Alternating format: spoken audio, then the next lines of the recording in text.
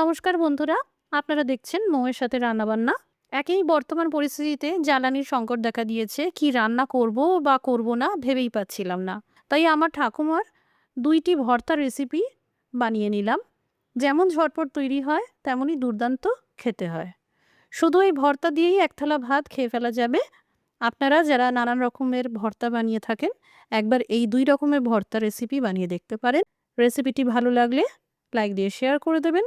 এই রকম আরও নতুন নতুন রেসিপি পাওয়ার জন্য চ্যানেলটি সাবস্ক্রাইব করে রাখুন। এখানে মোট ৪টে কাঁচা কলা নিয়েছি। একটা কড়াইতে প্রথমে সামান্য তেল মাখিয়ে নিচ্ছি। কাঁচা কলা সিদ্ধ করার সময় পাত্রে কালচে কষ লেগে দাগ পড়ে যায়। এইভাবে তেল মাখিয়ে নিয়ে সিদ্ধ করলে পাত্রে কোনো রকম দাগ লাগবে না। ৪টে কাঁচা কলা সিদ্ধ করা যাবে এমন পরিমাণ মতো জল গরম হতে দিলাম। জল সামান্য গরম হতে শুরু করলেই ১ চা চামচ লবণ দিয়ে দিতে হবে। এবার আস্ত রেখে কাঁচা কলাগুলো দিয়ে দিলাম।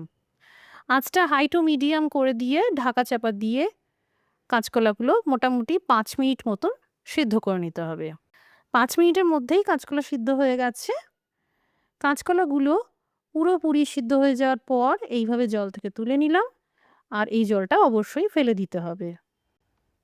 কাঁচা কলাগুলো ঠান্ডা হতে থাকুক, ততক্ষণে এইদিকে আরেকটি ভর্তা তৈরি করব। একটা গোটা কচি লাউয়ের খোসাগুলোকে ছাড়িয়ে নিয়েছি। খোসাগুলোকে একটু মোটা রেখে ছাড়িয়ে নিয়েছি। এই লাউয়ের খোসাগুলোকে যতটা সম্ভব ঝিরিঝিরি করে কেটে নিচ্ছি।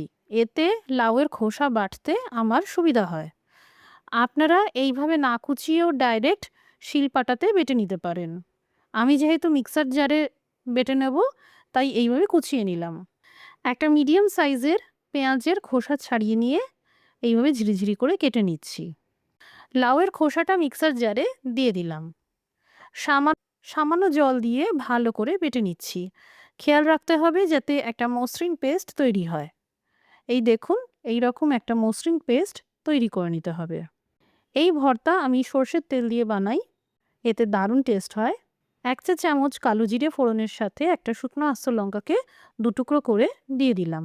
কয়েক সেকেন্ড নেড়েচেড়ে ভেজে নিয়েই এবার এই কুচানো পেঁয়াজ দিয়ে দিলাম। ২ চা চামচ রসুন বাটা দিয়ে দিলাম। হাই টু মিডিয়াম ফ্লেম করে ২ মিনিটের মতন ভেজে নিতে হবে। পেঁয়াজ কুচিতে যখন এরকম বাদামি রং চলে আসবে আর ভাজা ভাজা হয়ে আসবে, দিয়ে দিতে হবে 1/4 কাপ মতন নারকেল বাটা।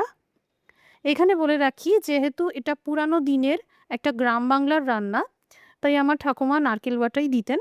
যাদের নারকেল হজমের সমস্যা আছে এটা দেবেন না। এর পরিবর্তে ২ চা চামচ চিনি দিয়ে দেবেন। আর নারকেল বাটা দিয়ে বানালে বেশ ২-৩ মিনিটের জন্য এইভাবে ভাজা ভাজা করে নিতে হবে। এবার এই লাউ খোসা বাটা দিয়ে দিলাম। স্বাদ মতন লবণ দিয়ে দিচ্ছি। এবার ভালো করে ভেজে নিচ্ছি। ২ মিনিট মতন ভেজে নেওয়ার পর কম আঁচে ঢেকে রান্না করে নেব, যাতে লাউ খোসার বাটা পুরোপুরি সিদ্ধ হয়ে যায়, কাঁচা না থাকে।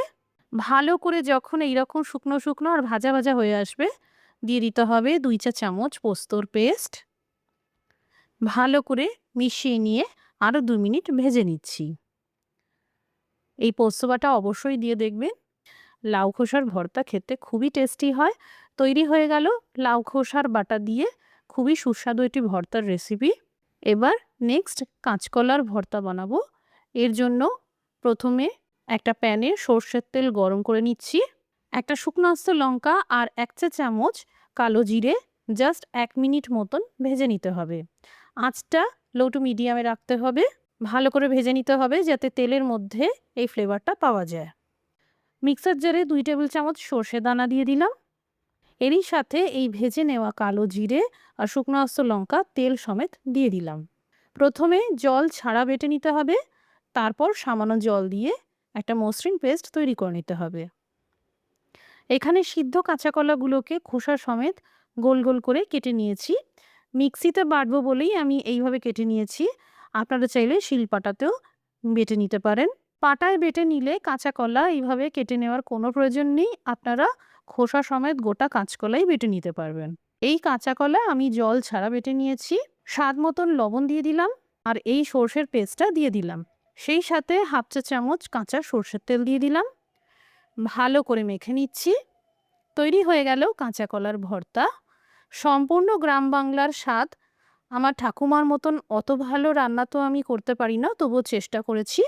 এই ২ রকমের ভর্তা আপনারাও বাড়িতে বানাতে পারেন। আর বাড়িতে বানালে কমেন্ট করে জানাতে পারেন কেমন তৈরি হলো। রেসিপিটি দেখার জন্য অসংখ্য ধন্যবাদ। সবাই ভালো থাকুন, সুস্থ থাকুন।